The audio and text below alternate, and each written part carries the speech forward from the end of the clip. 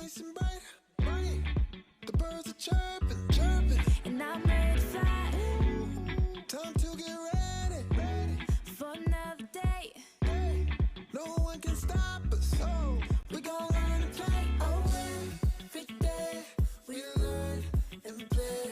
We do our best, so we'll be great. Oh, oh, oh, oh, oh, oh. You do your best, best, and I do mine, mine. So let's get ready, ready, ready. 'Cause it's about that time. Good morning, morning, you. Good morning, how do you do? Good morning, time to be great. Good morning, good morning. Your best and play. Good morning, start the day. Good morning, open your eyes. Good morning, reach for the sky. Good morning, morning, morning, morning to you. Good morning, morning, morning, morning, how do you do? Good morning, Good morning, morning, morning, morning to you. Good morning. morning, morning, how do you Morning. do? Good You see morning. me on my grind. Woo, stars got to shine. I'm a I'm a supernova. Yeah, you supernova. see me taking over. Yeah, I'm on the I'm move. I like I it. got a way to shine to it. Come on, So y'all. let What me we doing hear you today? say, every day we gonna learn and play. Every What day we we gonna learn doing and play. today? That's what we gonna do. That's what We we gonna learn doing. and play. I'm gonna get this little hair over That's here though. I'm gonna make sure it's laid down, y'all. Don't worry about it. Don't stress about it, cause I got it. Anyway, we learning and playing today. Today is Monday. It's the beginning of Women's History Month. We had some history makers last night in the news. Congratulations to Andra Day. I was corrected last night on my show. It's Andra Day. So she won a Golden Globe, and we'll go over the list of who else won a Golden Globe. But I do want to say that Chadwick Boseman won as well. So yes. was it Chadwick? It was It was a Chadwick, few. right?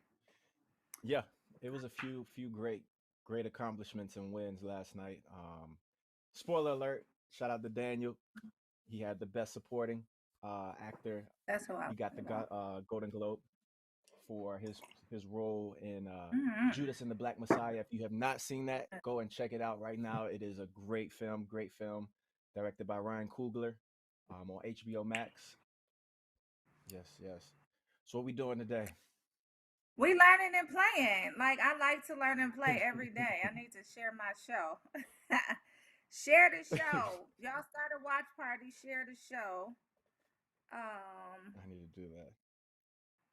yes. I thought she put that on my report. She didn't put that on my report, but that's okay. We'll find it. So yeah, Women's History Month. Let's talk about some Women's history history. makers. Women. What we That is doing real. with those? That's what's up. Um, before we get into that, how was your weekend? My weekend was good. My weekend was good. I was I supposed know. to go to Bolero in Atlantic Station. It's a little What's bowling that? alley spot that they've. It's a bowling alley, like a barcade. That was my word that I used. A little barcade, like bar arcade, like an adult arcade type of thing. But they have a bowling alley, games, of course, drinks. So me and my lady were supposed to go to that and meet up with some of my friends. But as soon as we got there, it was a 3 hour wait just to bowl, and with it being COVID, they had like a little maximum number, so they weren't letting anybody else inside the venue, probably until they let down on the number. So we were like, that's canceled. So we went to another little spot that was a little bowling alley spot, over in Midtown, West Midtown, and we had some drinks there, nice little vibes. So pretty chill, not too much. And then yesterday, my dad and I took him to a gun show out in Gwinnett.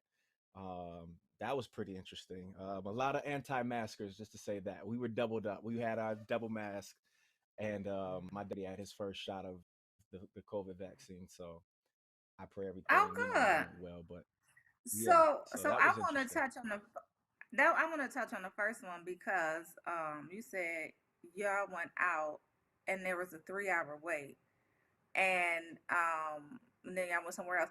Y'all open like that's so I don't Yeah, know interesting to me that y'all are open of like there's no alleys open in Detroit. Not that I know of. Wow. Now I'm a hermit, so I stay in the house because of COVID. But I don't know of any places open like that where you could go sit at the bar. Even when the restaurants are open here, you still can't sit at the bar.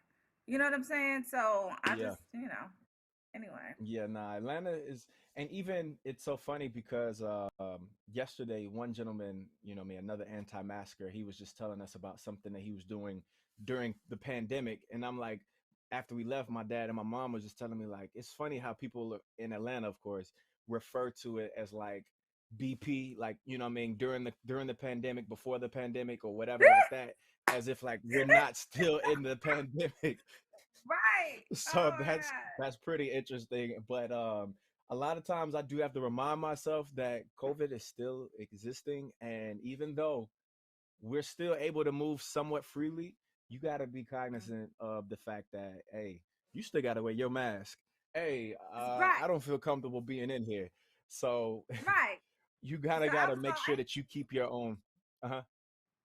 did y'all I was gonna ask you, did y'all have y'all mask on? Like y'all whole crew Oh, that went absolutely. out for okay. And y'all Yeah, kept it nah, on? we definitely we keep it on. We wear it, all of that, because I ain't gonna lie.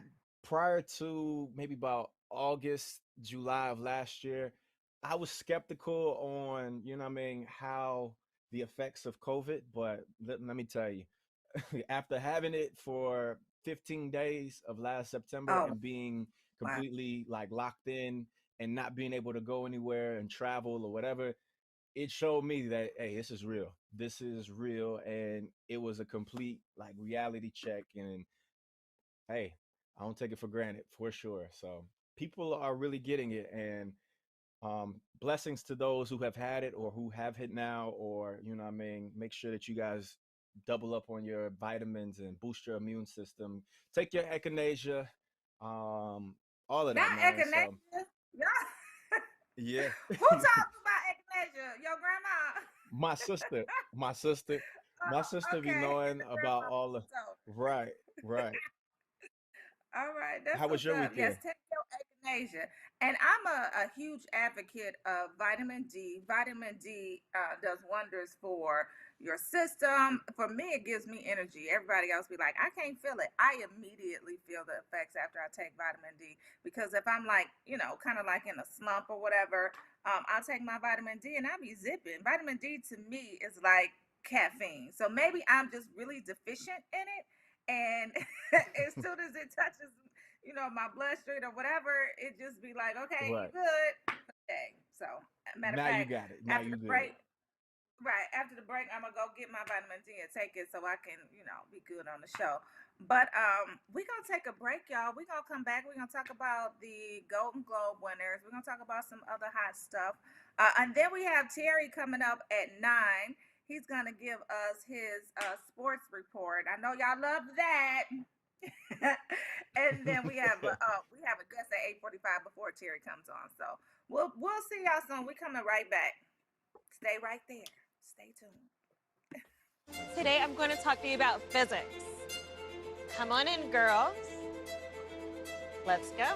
This is the first rocket to get humans to Mars. Really tall. I'm a rocket structural engineer, designing and building parts of the rocket. You are the generation that will be stepping foot on Mars. Do I have a group of astronauts on my hands?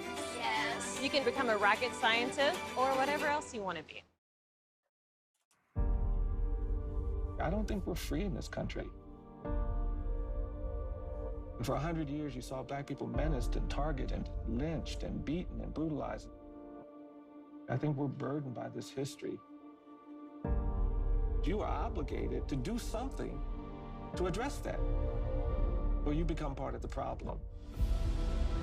More people have to be willing to do that uncomfortable, inconvenient thing that justice requires for things to get better. We don't have to fear fairness. We don't have to fear equality. We don't have to fear doing the right thing.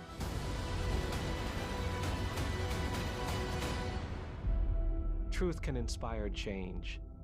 Learn more at EJI.org.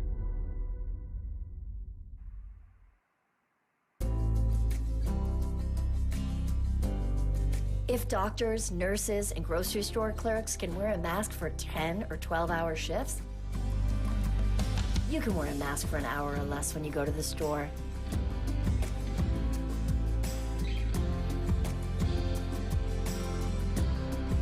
Do your part.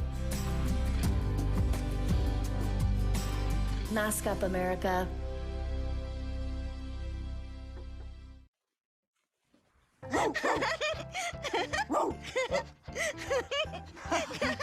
What is it, Julia? Why are you so excited, honey?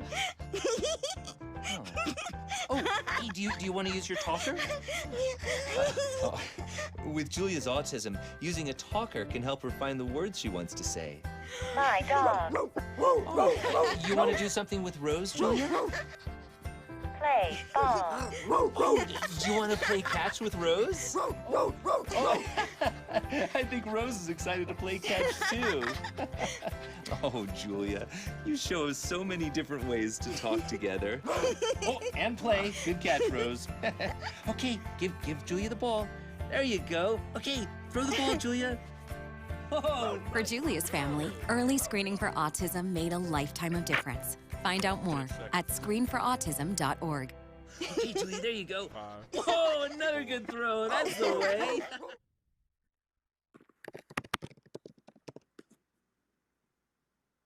We back?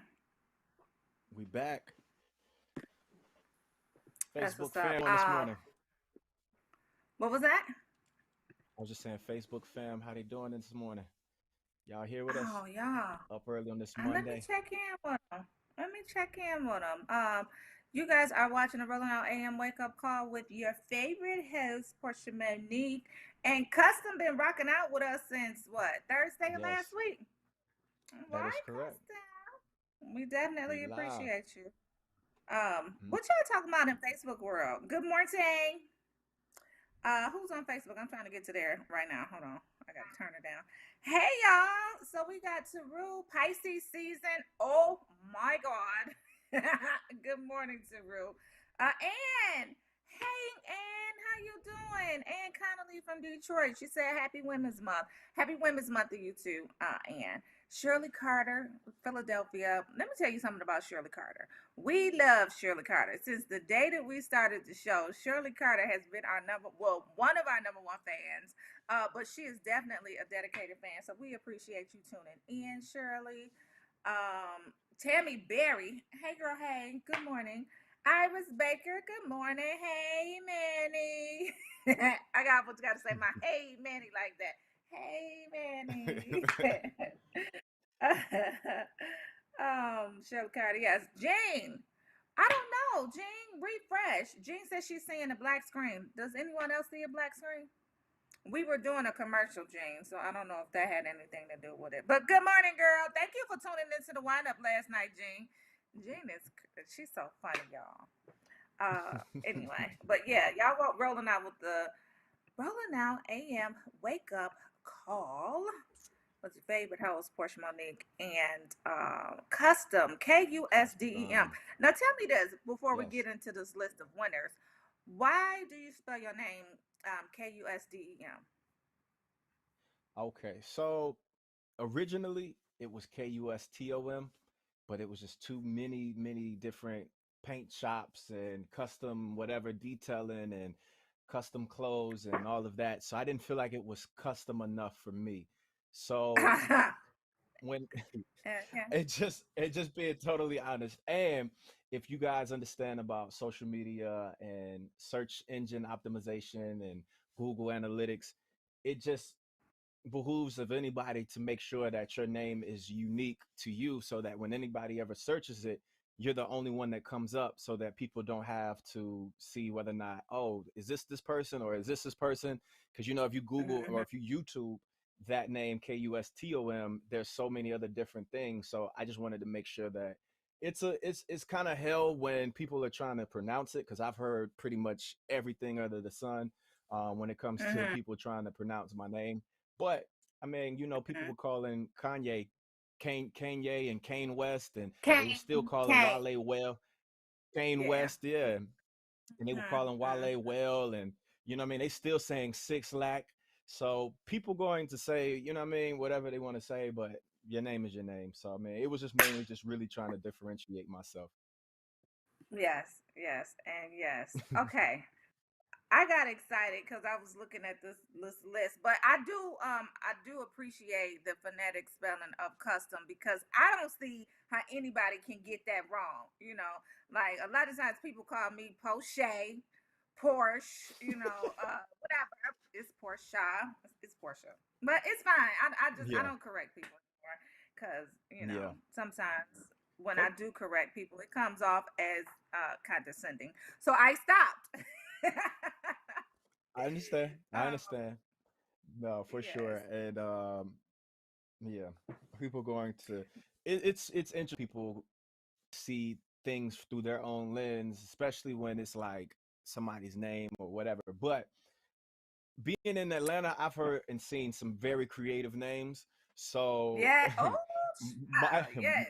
my name is not necessarily the most, what I mean, hardest phonetically spelling sounding word. And this is an alias. This is my stage name. So you got folks that got way crazier government names, and that's what they actually got to apply and put on their paperwork and all of that. So some Yeah, people, there what I was a mean. girl who had like 26 letters or something crazy in her first name. I'm like, how do you expect people to refer to her? Anyway, she was on TV and everything. I forgot her name, Yeah, and that's just how crazy it is because you forgot her name, and it's so unique. It has all of these characters, but you still forget. So yeah. whatever.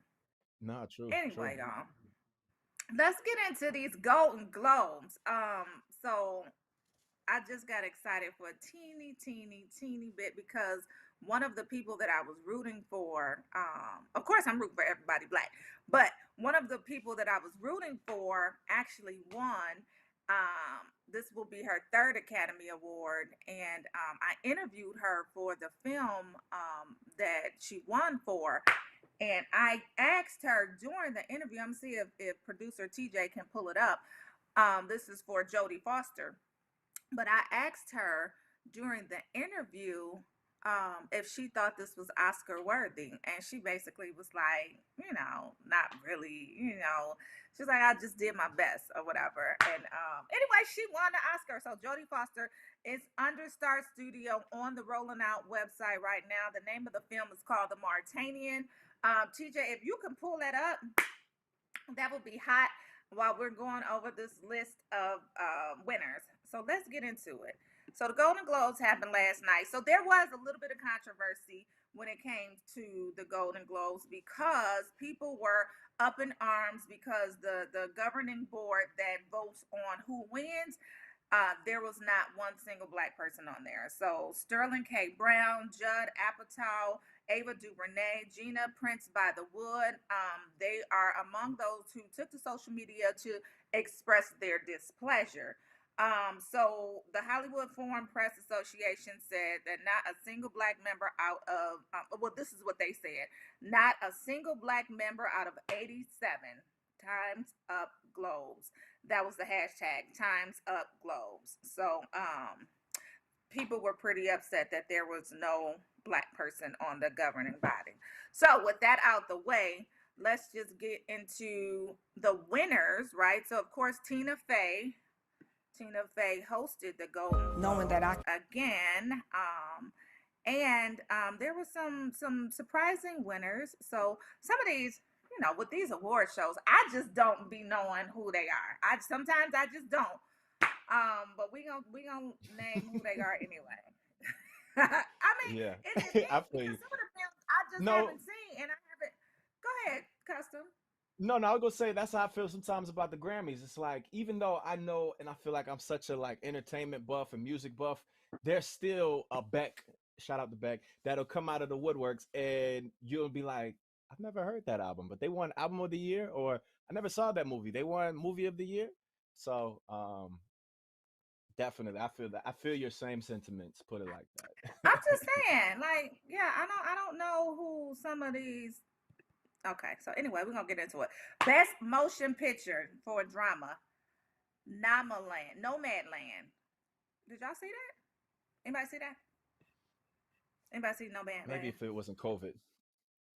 If it Okay, wasn't COVID, I and probably would have seen it in the movie theater. I didn't see Nomadland. So they won for that. Actress in the motion picture. Guess who won for that? Who that? Who that? Andrade. D Shields was, and she came to the lineup last night, and she gave me the phonetic spelling of it. It's Andrade. So Andrade won for that. Congratulations to her. Rooting for everybody black. She was up against Viola Davis, Vanessa Kirby, Frances McDormand, and Carey Mulligan. So she beat out Viola Davis. But for Ma Rainey's Black Bottom, this was actress in a motion picture. So she was excellent, though. Congrats. She was good. I didn't watch the Mhm. entire film because it was real heavy and I was working. But she was excellent. Did you get a chance to watch it? Billie Holiday, United A States little versus bit, Billie a Holiday. little bit of it. I got to go back and Hmm. check it out. Sometimes I have to see things at least twice for me to be able to really absorb it. Yeah. Because even I went back and watched Judas and the Black Messiah, and it was certain little nuances that I started to pick up on. Like, I'm like, oh, that's foreshadowing, or oh, that was intentional for this reason, for this detailed reason. So I'm gonna go back and check it out. But from what I saw, it was pretty cool. It was dope. It's definitely something to watch Yeah. to have a part of your. Yeah. That's definitely one of those films that you have to pay attention to. Like, you can't be multitasking, doing work, answering on the phone, like, so I just Yeah. felt like I wasn't giving it the just due that it needed. And so I just completely turned it off, turned on some music. So, but I am going to go back to it and unwind and watch it with some wine. So, Look at that. nonetheless, Look moving at on. that. Ball. Yes. So Sacha Baron Cohen, he won for Borat's subsequent movie film, The Prom. Okay. So he won for actor in a motion picture and both best motion picture, musical or comedy. That's interesting. Director. So Chloe Zhao, she won for Nomadland. Yep, still haven't seen that. But she beat out Regina King. So I am upset about that one. I haven't. Everybody heard of One Night in Miami, and Right. Chloe won over Regina King. So I was upset about that. However, Chadwick Boseman, he won for Ma Rainey's Black Bottom. We saw that coming. And then, Yeah. did y'all see this series, limited series, anthology series, or motion picture made for TV? The winner was The Queen's Gambit. Did y'all see that? That's yeah. That show has really been a hot topic these past couple of weeks. Like, there's a lot of tea from what I've been hearing. I haven't had a chance to fully digest it and take it in and look at it, but I know my mom was watching it. A few other people were telling me about it and just had some really dope reviews. I'm always here for a period piece. You know what I mean? Like, Yeah. something about the creativity to be able to capture a time period is amazing to me. Like, Yeah. yeah, especially that time Um, frame.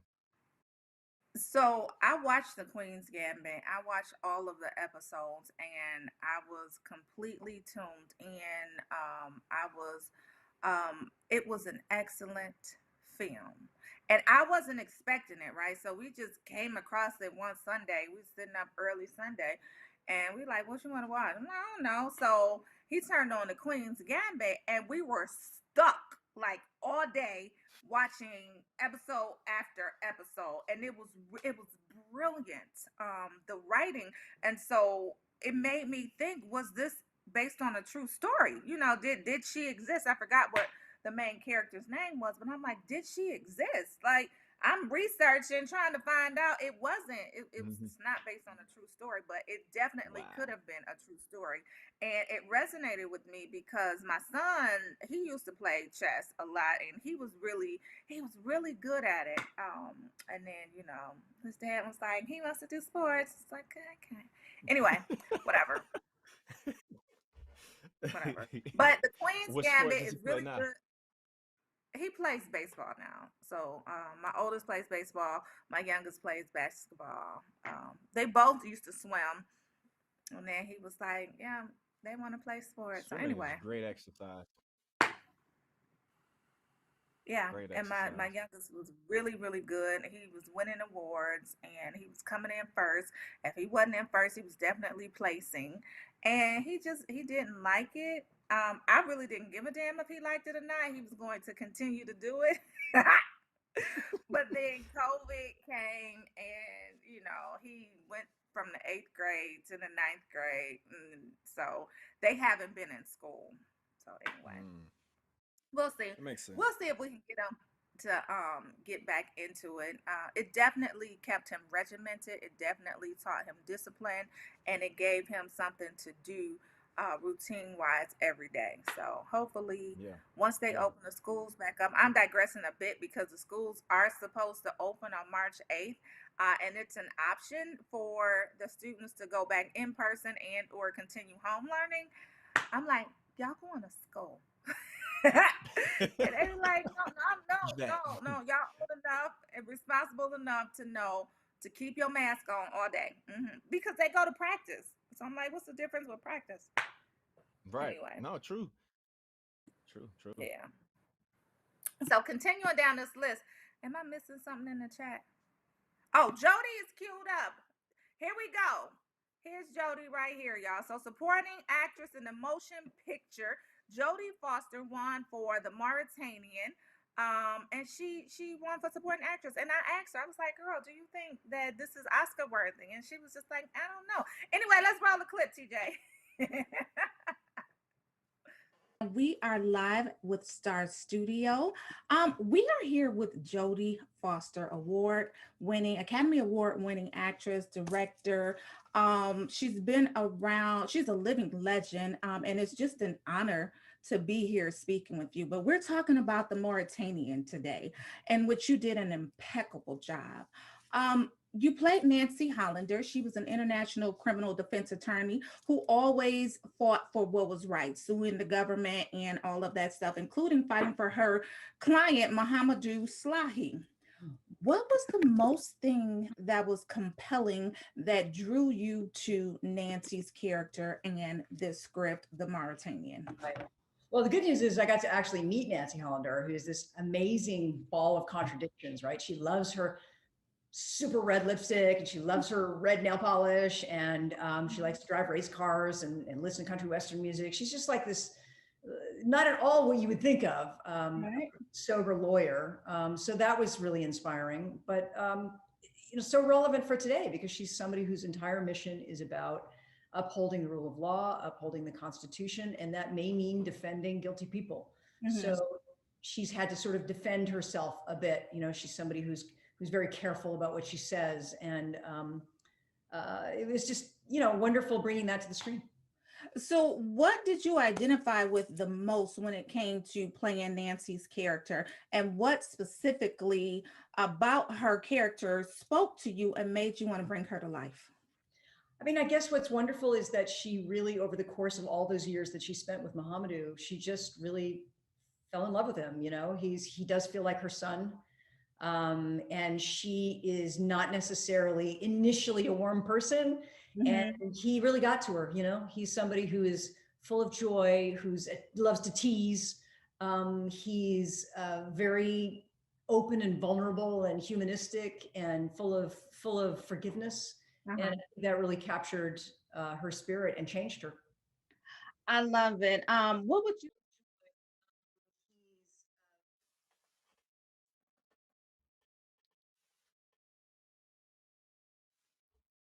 You muted.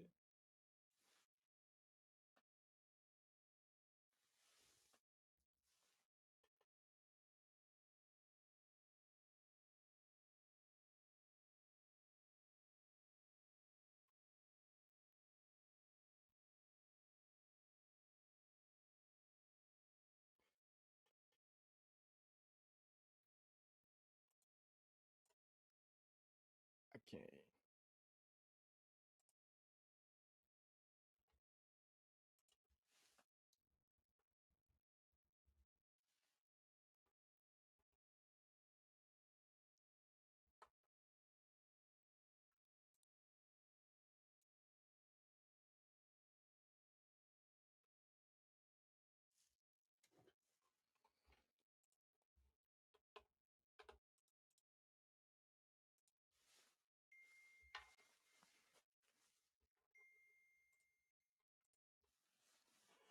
Can y'all hear me? You can hear me now? Okay. I don't know why. Okay, so box office, Tom and Jerry opens to a surprisingly strong 13.7 million, giving movie theaters hope. Can you hear me? Oh, damn. Yeah, we can hear you. That was my fault. I'm Oh, just talking. I'm wondering, Go I'm ahead. like, why can't I? Were you on mute? I was on mute. I, I Sorry. was wondering, I'm like, okay, I'm thinking that my whole thing. That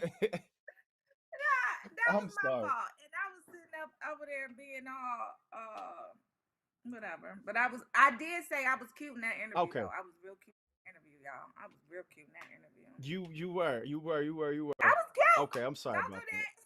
that. Anyway, but yeah. I So saw let's you get into got, you know what I yours. mean, got fly. I was You cute. hit, Yeah. yeah. Okay. Y'all go to the Sorry site. about that. Wake up, Look, fam. go ahead. Go ahead. What you saying? You say go to the site? Yeah, go to the site. See, all of the Star Studio interviews are on the site under Star Studio. What were you saying? So we were going into the box office opening week Okay, numbers. So then let's that's go what we ahead. had. Tom and Jerry. Tom and Jerry. Everybody remembers the classic cartoon, kids friendly. Tom and Jerry, cat and mouse. It opens to a surprisingly strong 13.7 million. 13.7 million. Wow. The fact that we're in a pandemic and still doing those type of numbers are giving movie theaters hope. Warner Brothers animated family film Tom and Jerry debuts at 13.7 million at the domestic box office, one of the biggest opening weekend halts of the coronavirus era, and a signal that moviegoers may be on the mend. To be sure, it'll take some time for ticket sales to reach pre-pandemic levels, but second was Wonder Woman 1984, which launched in December with a 16.7 million um, box office opening. But Tom and Jerry had the most robust 3-day total since movie theaters reopened in the middle of last year. So that's a big thing. Nothing else that has been released in the past 10 months has been able to crack the 10 million mark. The Crows, however, is a new age animated film. It did 9.7 in its first week, but now currently the total gross is 1.2 million. So shout outs to the Croods. It's a family of the Croods. What's that? Oh, I thought you were about to say something. Challenged by a rival family by the Bettermans, and that's out currently. But have you seen Wonder Woman 1984? I didn't know that what that was about. No, I haven't seen it. Wonder Woman used to be one of my favorite characters or superheroes growing up, but I didn't see it. Is that Marvel? Because I know Romeo usually knows this type of stuff. Is that Marvel? I believe so. I believe so. Okay. I haven't really seen it. Well, I mean, I saw that they had that out, but I'm pretty sure Wonder Woman is probably owned by the Marvel brand, okay. some way like man, and so and I got to check that one out. But Yeah, I also was this just gonna past say. weekend, huh? Uh-huh. No, I was just gonna say with Marvel, I just got into Marvel. Well, my son was into it, and he was the one that kind of like clued me into it. And so we did an interview with Wonderland, and that's really, really, really, really, really good. And anyway, I'm just saying, I just got into the Marvel Cinematic Universe, so that was Got you. it. Yeah. Side note, also for this week's report, over the weekend, the incomparable D'Angelo was featured in a versus. Did you see that? The versus battle? So we Okay. talked about that last night. That's what Gene said. Gene is so funny, y'all. So we were talking about that last night on the wind up, and I seen clips of it. I didn't stay and watch the entire thing. Like I seen the performance with him and her. Some other people came to the stage. Who was it? Method Method Man and and was Redman. Redman, they came to stay. Mm-hmm. So there was a couple of things that were really, really, really dope during his performances. But what was distracting for me, and this is so superficial. I understand because it is supposed to be about the music, the art, and all of that. I couldn't see past the coat, right? So the coat was distracting me. And so Jean chimed into the comments last night and basically said that it was Jean, what you say? She said it was I said I think Rocky might have said it was rabbit, but Jean said it was shoot. Wait a minute. I like the coat. Jean, put it back in the chat if you still here. What did she say? She said it I was think some type of other fur. If she's still here, we're gonna see what she it's a said. wild fur. Nah, I didn't say I that. kind of liked it. I thought it was. I think it was You kind of like cool just because it was just the long you coat. like the He coat? looked hot. Just like Like the he performance. looked like he was just kind of burning up on stage Right. because I'm pretty sure all of those lights. So he even had to come out of it, you know what I mean, midway throughout the performance. But you know, D'Angelo always been a little, you know, eccentric and kind of way out there when it came to the fashion. Like this man did a whole music video from like waistline up and we, you know what I mean, like oiled down and all of that. Like this man has That takes been, confidence. That takes a yeah, lot of yeah, confidence. Yeah, he was yeah. definitely the sex symbol of the 2000s. He was fine. He was. I'm I just mean, the saying. mere fact that this man did a whole verses by himself, like, um, I don't know. TJ says more like we, yeah, More man. Like like what? weird. I Weird. think that things, a lot Don't of say things that. were You're not able. supposed to say that. I just think that, you know what I mean, during in 2021, a lot of things that got passes back during the day probably would not be able to get passes like right now. Like as much as we love some of the legends, if you think about some of the way out gear and wardrobe that some of these dudes and people were wearing back in the day, you gotta ask yourself, would they be able to do that today in 2021? Like blouses and midriffs and you know what I mean, Let me hairstyles. tell you something.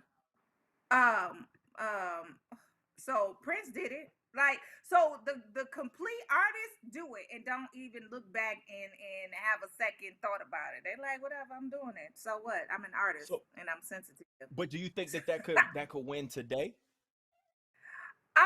With true artists, yeah. I think that if you're a true artist and you're authentically yourself, you're authentic to who you are. Absolutely. Do what you do. Yeah. Like they didn't cancel. Who was that wore a skirt? So Kanye wore a skirt. They didn't necessarily cancel him there, right? Not necessarily. Uh, but didn't Young Thug wear a skirt too? He's Oh not man, canceled. Thug, no, he's not. But Thug, it's so interesting how he's able to vacillate because Thug is like super street Atlanta, you know what I mean? But then on this other side, he could be super like high end fashion and put on a, you know what I mean, a dress. I don't know. I mean, he's definitely the anomaly. But I think if you wanted to say that about somebody who's like an authentic rock star artist, Miguel could possibly, you know what I mean, teeter that line. But even he doesn't even do that. Like, but yeah, that's always Yeah. been something that's curious. That's been, you know what I mean, a curiosity to where it's like, how far could we really be able to push artistry and creativity in 2021 without it being like rejected? Because Jaden Smith even tried it, you know what I mean? So He didn't get canceled. Not really. no, no, no. Yeah, but so I think if you're unapologetically yourself, authentic to who you are, and that's who you show up as all the time, I think it's completely fine. Do you like? What's her name? She sang at the Super Bowl, Lady Gaga, and sidebar, she got her dogs back, y'all. She paid $500,000 to get her dogs back, but that's just a sidebar. But she Oh my wore, I don't gosh. even know what she had on, but we didn't cancel her. And y'all She know wore she's meat. always over She top. she Right. wears meat. Like this lady wore a meat dress or whatever her wardrobe stylist decided Yeah. to put together for her. I just remember her being at an award show with a piece of meat like hanging down on the side of her head like that, and she always pushes the Yeah. envelope. But true Yeah. indeed. Side note, But I would going have back probably to, found me some dogs and sold them oh, back to her, like even if they wasn't her she dog, would like have for known. 50,000, 500,000. Come on. I don't think they should have publicized that she got the dogs back, because now I think it's gonna set the precedent that we can go steal rich people dogs and they gonna pay for it and give us the reward money and they don't care, no questions asked. You know, I just think she. Hey, Well, I'm happy that that is she got true. him back, but I just don't think that they should have put it in the media that she got it back. Keep it hush hush. Don't nobody need to know. Okay, it's fine. The guy is okay. Like y'all remember the guy got shot. He's okay.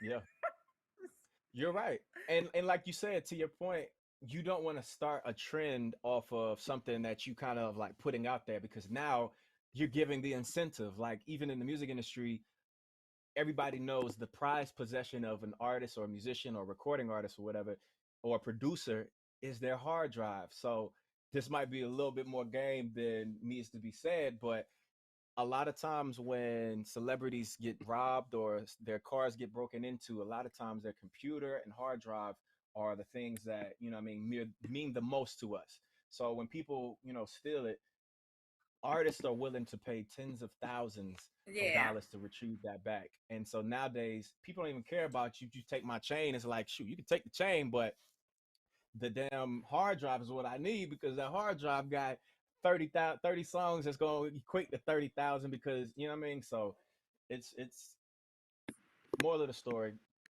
Keep your stuff together. And, Don't you know steal what I people mean? dogs. Well, Yeah, that just damn don't straight. steal. Just Don't don't steal steal. people Like, let's dogs. start there. Don't Let's steal. start What y'all there. stealing for? Go out here and Yes. go out here and work, because you taking somebody else's hard-earned money that they didn't spend, that they didn't worked on their job, and you know what I mean? Like, yeah. So Yeah. that's what's I up. wanted to But circle back.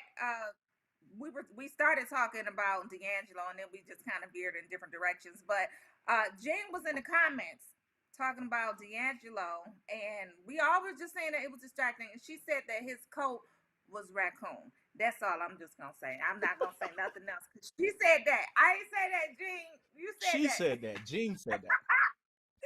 She Jean said it said was that. raccoon. Listen, I ain't say that. That's so doggone funny. Yeah. I said maybe Beaver, but I like the way Beaver looked. I do. So anyway, I A do. beaver. I do. But I'm his dead. coat I'm was just done. distracting. And he was hot. Like you could tell he was hot. You know who else used to perform in a mink all the time? Uh, God R. bless her Kelly. soul. Rest in heaven. Rest in peace. But Aretha Franklin, let me tell you something. She would come on stage, baby. No matter if it was hot, humid, cold, whatever. She would come on stage in that mink and her purse. Don't do that, y'all. Y'all know about Aretha Franklin. That's exactly what she did. She came on stage with that mink and that purse, and she put that purse on that piano. She sat down at the piano, she played, and she sang in that mink all night long. That's all I'm gonna say. So we saw her. You know why she carried that purse? What? She didn't want You nobody know why stealing she her carried that purse? stuff. Or she might have had What? something in it. You know what I mean?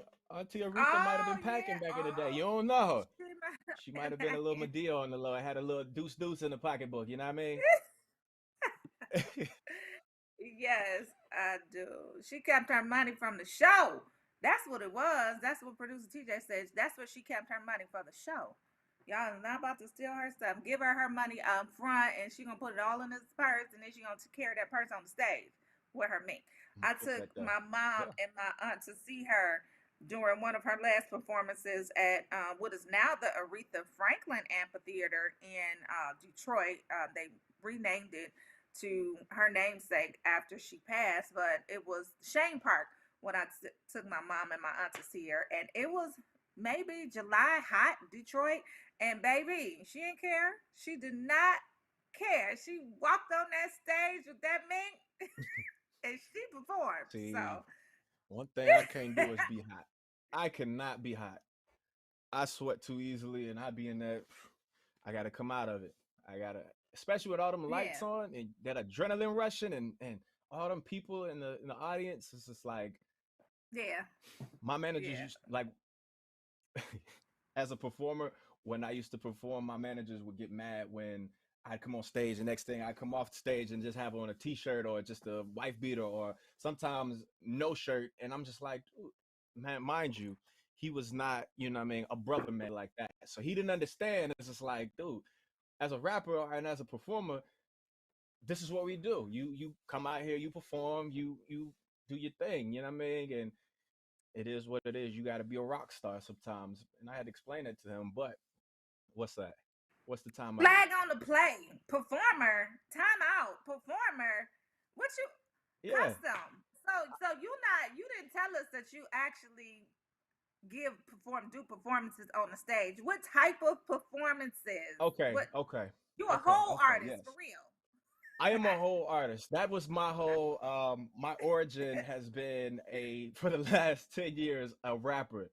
And now rapper turned songwriter, now turned TV filmmaker, screenwriter and radio broadcaster, TV broadcaster. But my whole background in history has been in performing. So since I was maybe about 6, 7, like a young kid, I've been playing in piano recitals, marching band, rapping at school talent shows. So I love the stage. I love being able to perform and entertain. So for the last decade or so, I've been in the music industry here in Atlanta.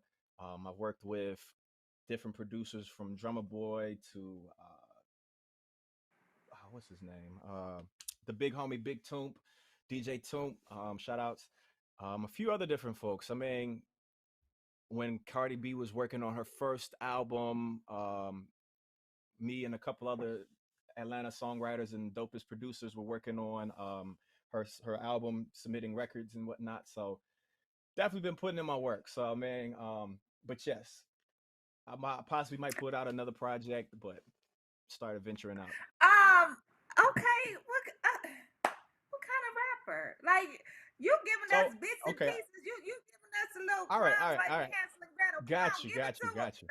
So maybe a year and a half ago, I released a project. It's on iTunes right now, iTunes, Spotify. It's called Burning Bridges. It's by Custom. That's me, KUSDEM.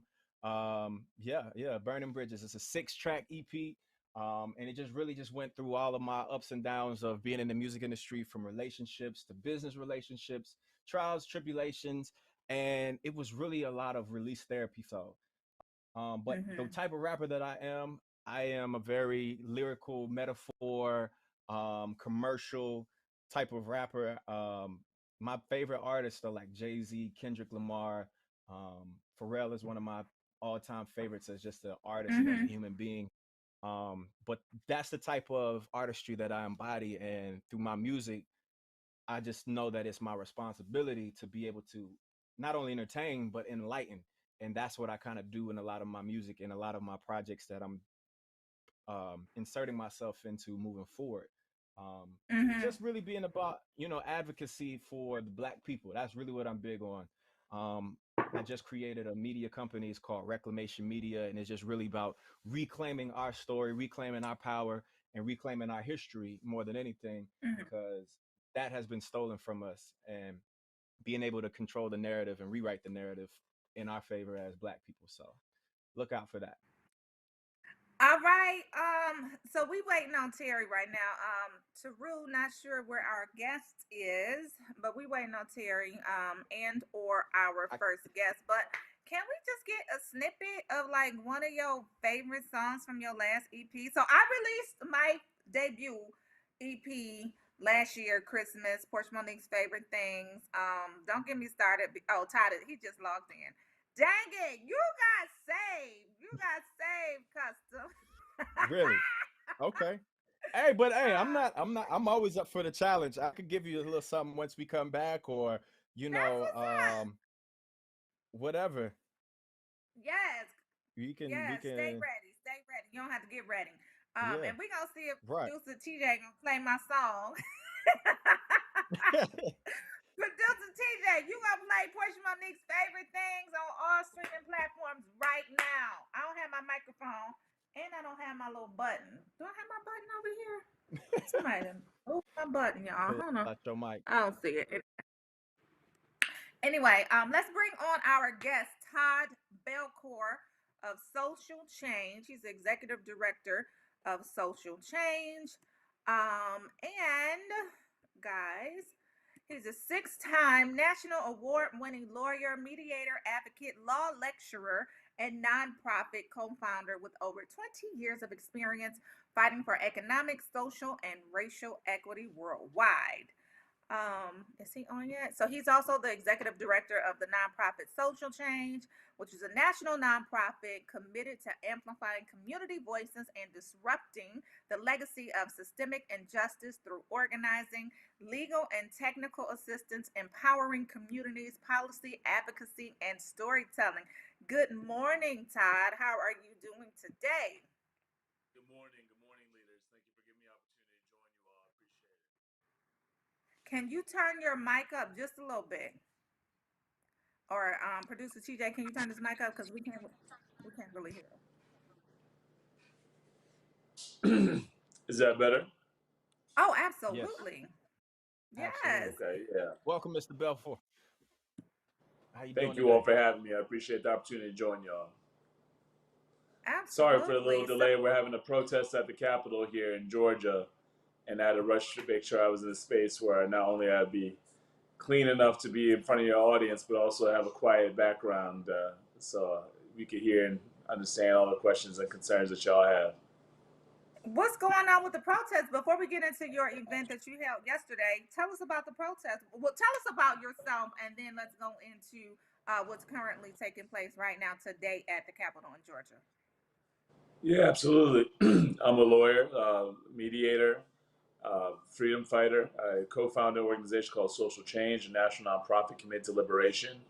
And as you mentioned, we do that through storytelling, through our International Film Festival, organizing like events you'll hear about in a moment, about our protests, direct action to provide food and kind of meet community needs, as we're going to talk about as well. We had a big event yesterday at Hammons House Museum, but also policy advocacy to really address the root causes responsible for the oppression that too many people in our communities have to endure. So that's what we already work on a day-to-day basis. And in the context of that, right now in Georgia, there's a significant effort underway to functionally steal votes, to strip away the right of people to vote, to make it more difficult for people to vote, to functionally and wholly prevent millions of people from being able to exercise their natural right that's been earned and fought through legislative advocacy, through movement building and the like.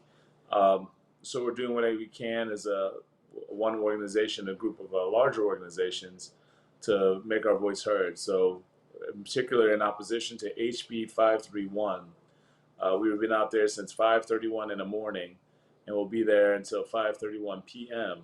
to protest against the passage of what's clearly voter suppression. It's in response to the turnout in November. It's in response to the turnout in January, and certainly the soonest available opportunity, the legislature in Georgia is doing what they can to make it so it's harder for people to vote, so they can choose their voters versus having their voters choose them.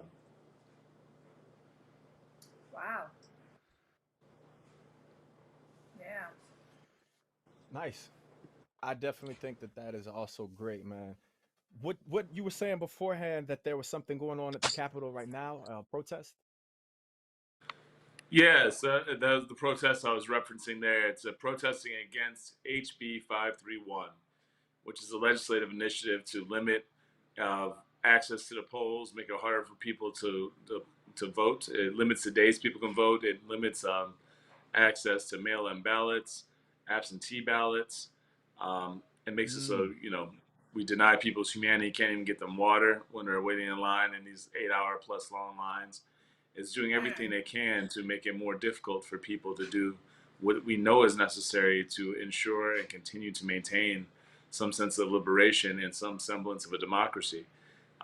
So we've been out there since 5:30 in the morning, fighting, and I rushed out here so I could have a little space because the Capitol wasn't even really available for us to just have these conversations. I needed to change as well, so I wasn't hoodied up. Nice. So it's amazing to me that we are still facing these type of opposition, so to speak, when it comes to voters' rights and all of those good things. But tell us about the efforts to address the new Jim Crow via the Second Chance Bill. What is that, and how do we support it and or uplift it or bring awareness to it? Yes, it's right. And for people who aren't aware, the new Jim Crow in short form is just the evolution of slavery. It's the way in which the laws have evolved to adapt and ensure the subjugation of people. And in this instance, the use of criminal history information is what's used as a justification to deprive people access to employment, um, reasonable treatment by the police, the ability to own businesses, access to housing, and things of that nature. So we're fighting for a bill called the Second Chance Bill in Georgia, um, which would allow a clear pathway for people to overcome this new Jim Crow, the stigma, the statutory barriers, all the other things preventing them from getting access to employment, housing. The occupational licenses needed to start businesses, but also uh, to give people an access to the vote. Right now in Georgia, no matter what you've done to turn your life around, or how much of an asset you are to the community, or how much the community relies on your voice and your effort and your intellectual and financial equity. If you're on paper, if you're currently serving a sentence, you're unable to vote. You're unable to have any sort of input as to who's making decisions about your life. And that's wrong. That's taxation without representation. That's the very exact premise that responsible for the American Revolution in the first place. So we're fighting against that, not just in the context of changing the law so we can fix it and to kind of get to the underlying cause responsible for a lot of these injustices, but also by raising awareness through protests and other means to make sure more people are aware of the injustices taking place right now and have an opportunity to get involved to do something about them.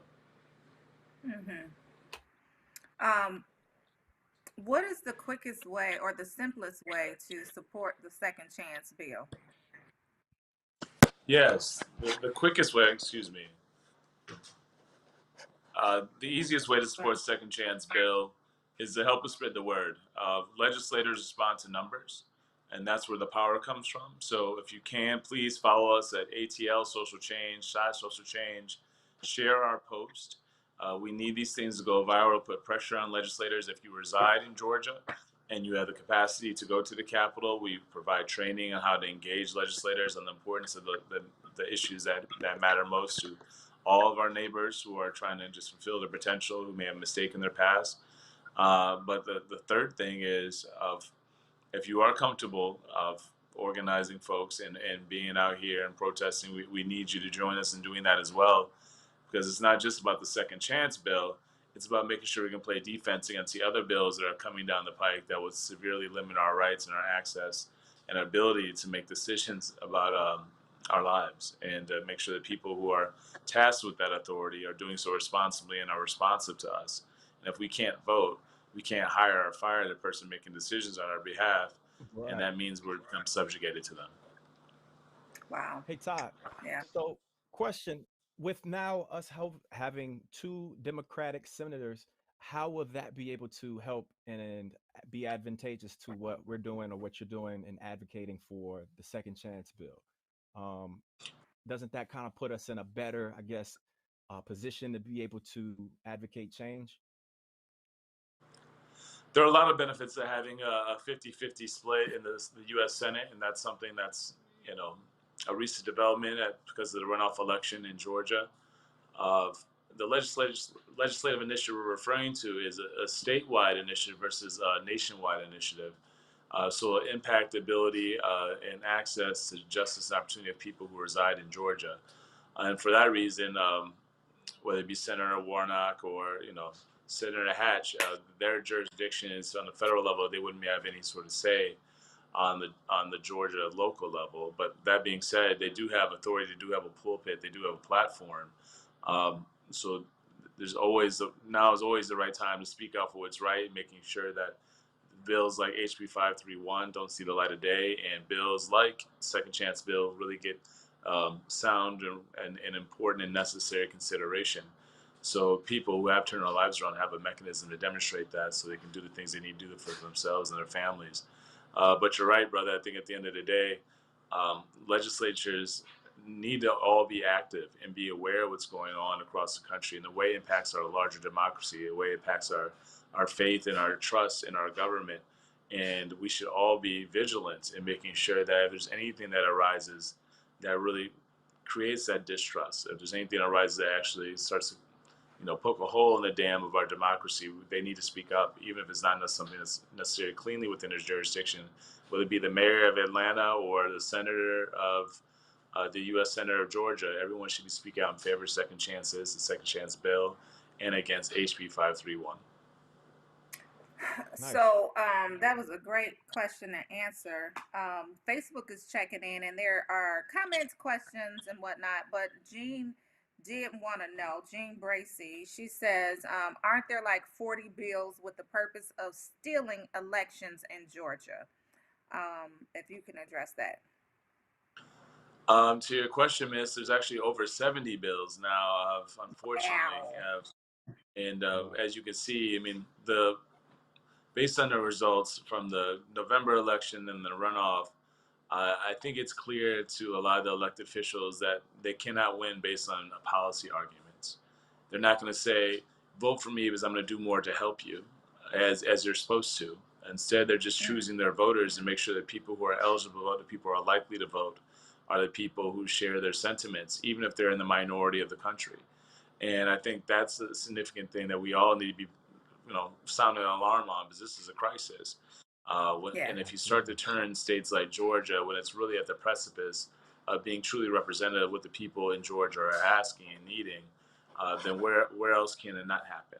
This can be the blueprint that can dismantle all the different rights that have been assembled by our ancestors that people have died for generations. And I think when you talk about creating legislation, like right now, HB 531 would make it so people would need not one, but two pieces of ID in order to vote in some instances. Make it so people have to travel miles and miles to get to a polling place. It would make it so people can't vote on Sundays. You're talking about all the different ways, just cutting away at different aspects of voting and things that we tend to vote in the most frequent basis. We have souls to the polls. That's a Sunday thing. We have it so people are doing a lot of absentee voting because there's a pandemic out here. People are not trying to die casting their vote. And there's a reasonable, responsible way to do that we've been doing for years, called vote by mail. Now they're restricting that. And they're limiting polls. The number of polls that you've been voting at your whole life, that's no longer necessarily going to be your poll. They're switching it around and playing whack-a-mole. So people are getting concerned, and they get frustrated enough people won't vote. I think that's really clear, the motive, and hopefully we can do something to curtail that. No, for sure, Todd. And I think that what you guys are doing is excellent because, as we see systemically, voter suppression has been something that has been against us for years. And this is nothing, out of the ordinary of what's been frequently, tried. But the crazy thing, and to your point, I think that what's the most threatening is the fact of what has happened these last few times that voters and people have come out in the masses to really be able to represent and to advocate for change. And that part right there is disruptive to their, overall oppression and the system that they've been trying to install and implement. So I feel like this is the necessary change in the conversation and the discussion that we need to have. And I'm glad that you're out here and advocating that. And especially in my hometown, our hometown of Atlanta, Georgia, just because of, like you said, we control so much of the culture and influence and are able to influence so much change. And as long as we're able to have these conversations and get into these community areas of like your barber shops and your community centers and your boys and girls clubs, or, your hairdressers, wherever people are at and they are accumulated and willing to listen and change and be educated and enlightened. Because even for myself, this was something that, really kind of showed me what's going on so that I can be able to spread the word as well and advocate for change. So we appreciate you coming on today. Thank you all. I appreciate it. I know we were supposed to talk a little bit more about our event yesterday. Yeah. So, dang, did we lose them? Okay. We'll have to have them come back. So they did an event yesterday for free HIV testing, food, and PPE giveaway at the Hammons House Museum in Atlanta. I wanted him to talk just a little bit more about that, but I think we lost him. And then I also, because we jumped right in because he said, they were protesting. So we like, what's going on? We wanted to hear about what was going on, but nonetheless. Oh, is he back? Okay, great. So yeah, so tell us Todd, we got you. about your event yesterday. Okay, that's okay. Oh, That's fine. That's okay. Sometimes it's Mondays are Monday, like y'all. that. Yeah, it's Monday. Yes, It's Monday. Monday. Yeah, I promise you by Friday, we're gonna be clicking on all gears, you know what I mean? All cylinders. I'm just saying. Hold on. Terry just okay. I don't know. Todd, Oh, we so he's got you, coming man. back. So if yeah, so we Who's that? got you back. So Todd. let's just go Yep. briefly go over the event that you guys held yesterday and talk to us about that. Yeah, absolutely. We had a wonderful event yesterday at the Ham's House Museum, which is a treasure in the not just of African American community, but just uh, a treasure to history. And as we honored not just the Hammonds House Museum, but also our community members by providing food and PPE to make sure people have what they need during this really difficult time. We partnered with BLAC, which is Black Leadership AIDS Crisis Coalition, with the AIDS Healthcare Foundation, Promote Positivity Movement, some legislators, Congresswoman Nikema Williams, and Everyone Eats Foundation. All sorts of organizations came together as a village to respond to our needs as a community. And right now, people are hungry. They're wondering how they're going to keep food on the table. People are without masks. They're wondering how they're going to protect themselves. You need to have masks on a regular basis. They need to be clean. They need to be, and they need to be something that's accessible. So we provided that, and kind of what people just drove up, and we gave out over 12,000 pounds of food, and it helped over 2,000 families. Yeah, that's wonderful, wonderful. And lastly, because I know you got to go, we jumped right into your interview about the protesters being at the state capitol, but we didn't necessarily go into detail about your organization, Social Change. So tell us just a little bit more about Social Change. How can people get involved? How can we support? And then you guys had your 10th annual International Film Festival. Is that either coming up or did you guys have it already? That's coming up, and we're excited about All it. right. Thank you for bringing that up.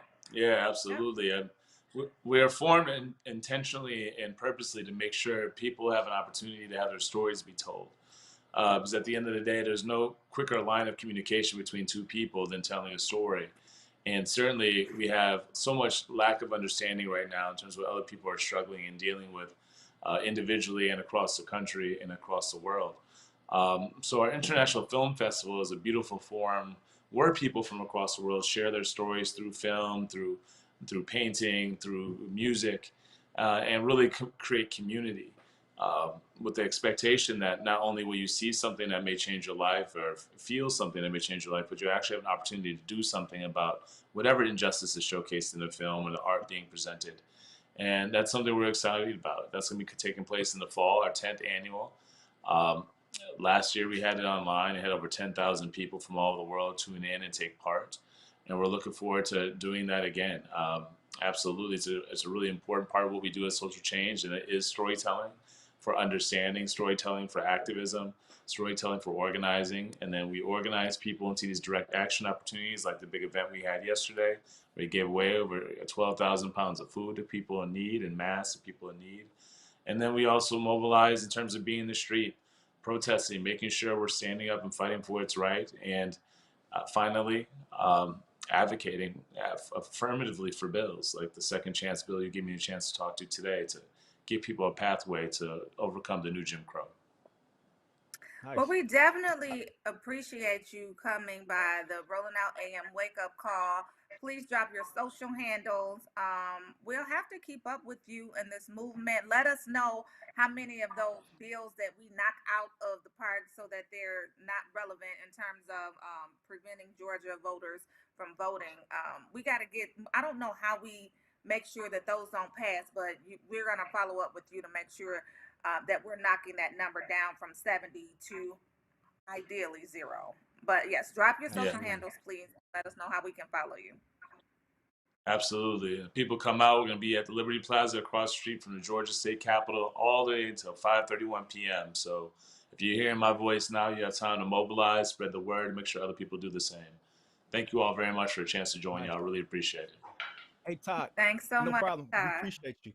Quick question. Well, I just heard you say about the Everyone Eats Foundation. Shout out to my homegirl Summer Joe. That's one of my friends, good friend of mine. And I just put two and two together when you had made mention of them. So I love the fact that Yeah. my like Summer's out here making moves, and she's a great chef, great chef. So shout out to Oh, Summer. really? Okay. Yeah, Yeah, she came yeah, through hard with the wonderful crew. Georgia Familias Unidas. We really had people from like all the spectrums, all the ages, races. It was really a beautiful example of what community can do for community. And she's a nice. wonderful example of that as well. So thank you, brother, for spotlighting that. Absolutely, I absolutely. We love appreciate you. that. Yes, thank you so much. Take care, and we'll talk All soon. right. Thank y'all again. God bless you. Thank you. I'm happy he came back to tell us just a little bit more about that. So, it sounds like they're doing a really good job down there in Georgia, affecting Yes. change, making sure that Yeah. they're mobilizing their community, and getting resources to those in need as well. So, congratulations to him on a successful event yesterday. Free HIV Absolutely. testing, food giveaway. He said 12,000 pounds of food. That's remarkable. So, That is amazing. yeah, Keep doing your thing, brother. At least we show that absolutely. you guys, right? And Portia, I'd be remiss to say this, but at least we are showing in Atlanta, Georgia, we might be open partying, but we still are protesting and providing change. You know what I mean? We are still advocating for change. So on one Yes. side, you know what I mean? We mixing that righteousness with ratchetness, you know what I mean? So that's what we kind of, in a good way do. So I mean, if you come to It Atlanta, get you reminds a me, plate. you take the good, you Mhm. take the bad, you take them both, and whatever. So y'all Yeah. continue to do good, but on that other side, on that ratchet side, if y'all could just kind of simmer down just a little bit. But you know what? I'm gonna say this, and I might, get some crazy looks, but a lot of the people that are partying aren't really from Atlanta. There are tourists that come to Atlanta because they know that we're open, and so that's the reason why even the promoters are going so hard when it comes to the parties, because they know that people are traveling here for the weekend because they were like, all right, Atlanta's open. We want to come in and party or whatever like that. Because the folks that's from Atlanta, like we actually live here, we may go out here and there, but we're not in the clubs. We're not, always doing this, Okay. whatever, and be extra active. So we'll see. Now, so I'm not in Atlanta, but I guess you could say, kind of on the pulse of some of the stuff that goes on, because our entire office is Atlanta based. So you hear about some of the events. However, Mayor Keisha Bottoms had a message for y'all, and she said, "Don't come to our city. Don't come to our city next weekend for our All-Star game. Please don't come. There are no sanctioned events, so please do not come to hang out in our city this weekend. Y'all stay at home. Right. Stay at home." So, Listen, I'm staying out the way. I'm trying to stack, pray, and stay out the way. If you feel me, like I can't guarantee right. that I'm gonna be at a lot of these events just because it's gonna be active, and y'all just be safe. You know what I mean? That's all I can say. So She yeah, said, "Stay at home, custom." She said, "Y'all stay at she home. said Don't stay at get home. on the flight. Don't get on the flight. Do not come to Okay, yeah, my city. There are no sanctioned events. we full. Please." We full. We got But enough and traffic it's on so 85 as crazy. is. And you're right. The traffic in Atlanta is horrendous. But it's so crazy that I'm seeing the flyers for these NBA All-Star events. I'm like, I thought they was closed. I thought No, they've been starting early. Like I've been seeing posters up last week promoting for the 7th, which is this coming up week. So it's like we hadn't even right. got out of February and folks was already promoting. But that's because the local, promoters that are like small, kind of, minority, minor, the little micro, in comparison to the macro, they got to get their promotion on soon and fast and over promote, because when the AGs and the big name promoters come out, especially when they start saying, oh, we got so and so performing, we got so and so live and hosting, it's going to really overshadow a lot of the smaller promotional squads. So they got to put in that double work, that guerrilla Gorilla promoting Glue. and marketing. Gorilla, oh Lord, Listen, Gorilla Glue. listen. I'm just saying, y'all listen.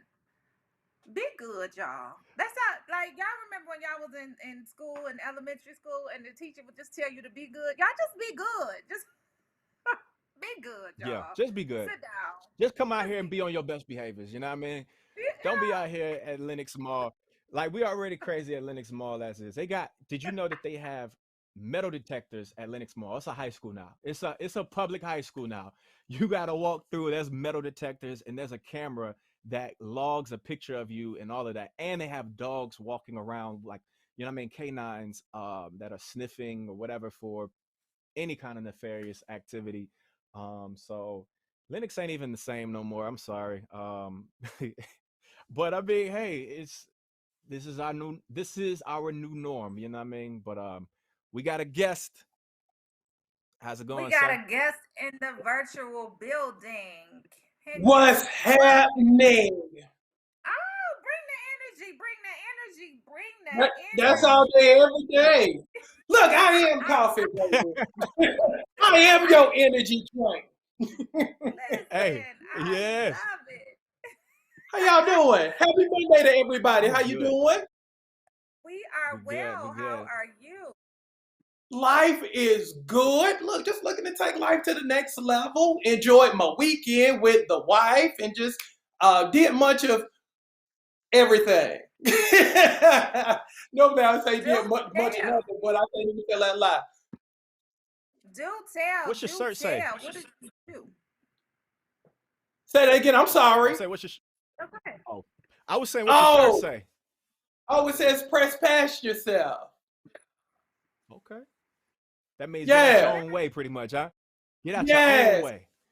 Yeah, because sometimes people walk around with a parking brake on their mind, not fully knowing what they can do and never maximizing what they can do and always waiting for permission from other people to do. So I always tell people, look, get out your own way, press past yourself. I like that. I like that. I might have to borrow that one day. Well, go ahead. Look, go ahead. I might have to borrow it today for my positive thought of the day. Press past yourself. Yeah. Okay? Press past. Get out your way. Walk in your authority. Go get your stuff. And I like that. You got to park. You can't have a parking brake on your mind. What you say? You parking brake on your what? Your Yeah, potential? you can't walk around with a parking brake on your mind.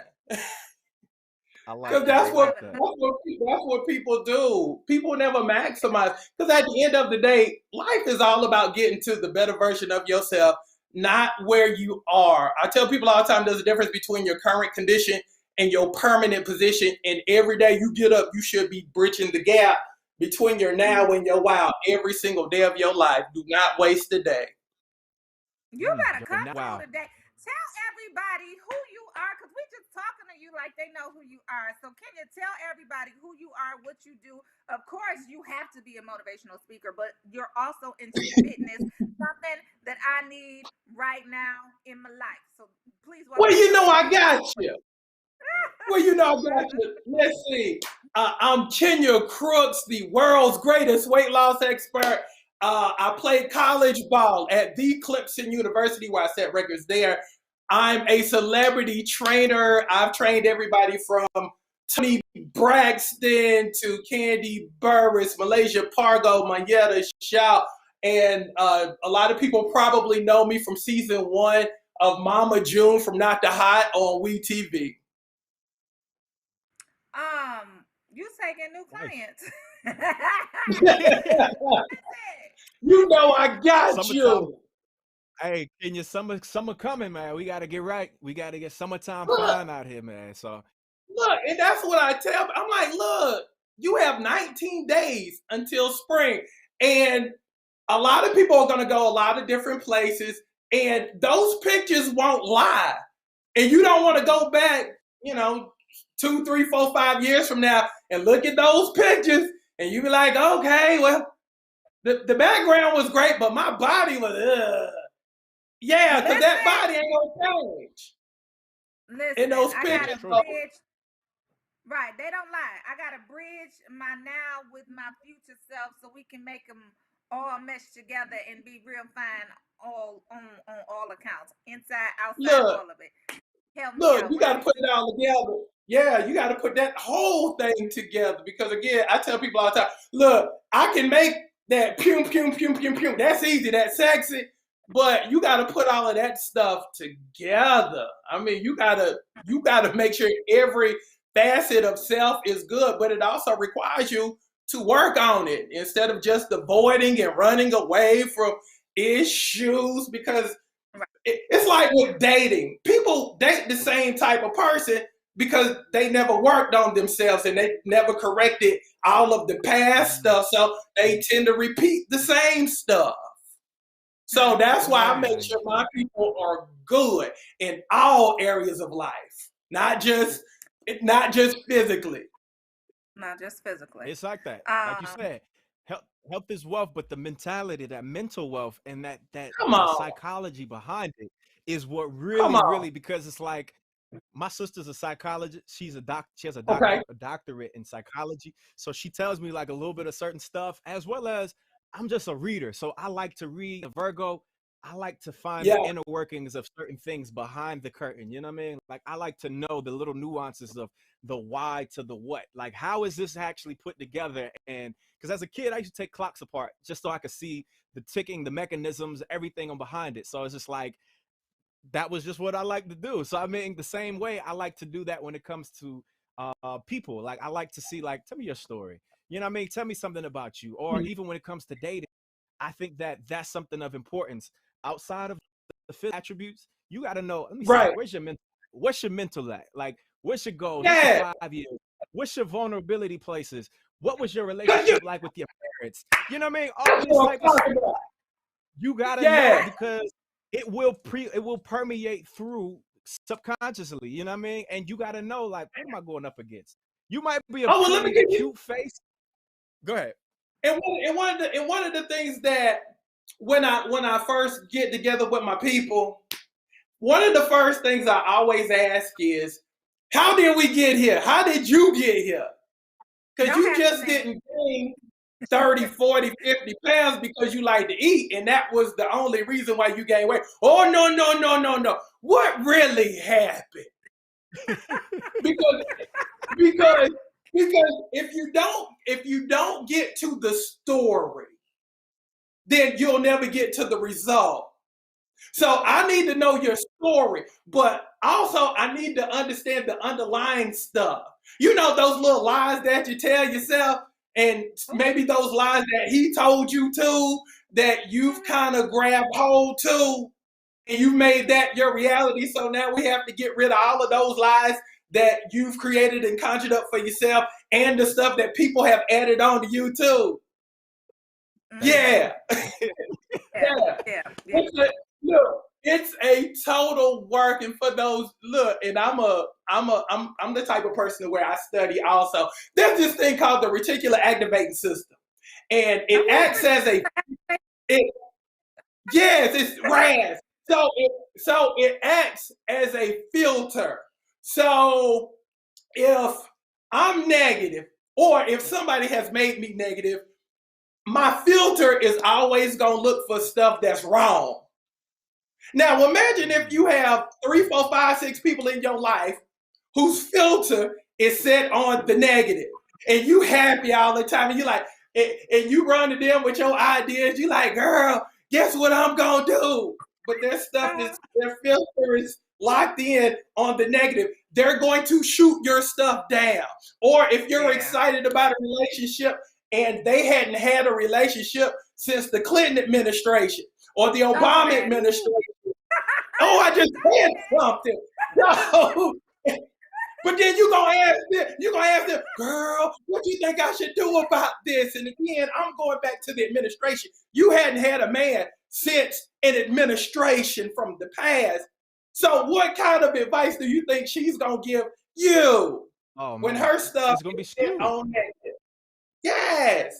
So there's so many layers. There's so many layers to this thing that it's just crazy. So that's why I always say, you gotta do an audit, and you gotta be really, really honest with yourself and be like, okay, what's really going on with me? Okay, I've gained weight. Why? Okay, I can't keep a relationship. Why? You gotta start asking. You gotta start asking some good questions. So yeah, you got to start asking some good questions so you can get some good answers versus always pointing your finger at people. I always say you got two type of folks. You got the pointers and you got the thumb people. The pointers will always find reasons why you wrong versus the people who are winning in life are the thumb people who say, you know what? I caught that L because of me. You know what? That ain't their issue. That's my issue. Again, I'm too trusting. I gave away too much too soon. That's why I caught the L. So I'm going to continue to be that. Because again, when you're the pointer and you're the finger person, it's always somebody else's fault. Listen, you hitting the nail on the head with everything that you're saying, and I'm loving your delivery as well. It's very inviting. But I want to check in with Facebook. Yes, so Facebook is checking in. D Shield said, "That's good stuff. You better shout that sermon because you preaching today." And then Jean said, because you were asking about the story, like where did it start? How did you get here? Yes. And Jean said, Jean wants to know how much time do you have? Because it started when she married her fourth husband. He like, girl, she said it started when I married my fourth husband. He like, can we stop? Wait a minute. She said he like fat chicks. He died. Now I can't lose the weight. Girl, stop it. Girl, well, because first of all, even before you got to the fourth, you should have done all that homework 1 through 3. Even before you got to the fourth. How did we even get the fourth? She must know something because people ain't got to 1 yet. You know, so that's what I'm saying. See, that's what I'm look, and see, you know, we laughing, but at the end of the day, you just said something. You have a lot of folks here who can't get 1. But she done married 4 and probably killed 1. And I'm just saying. Kenya, like you said,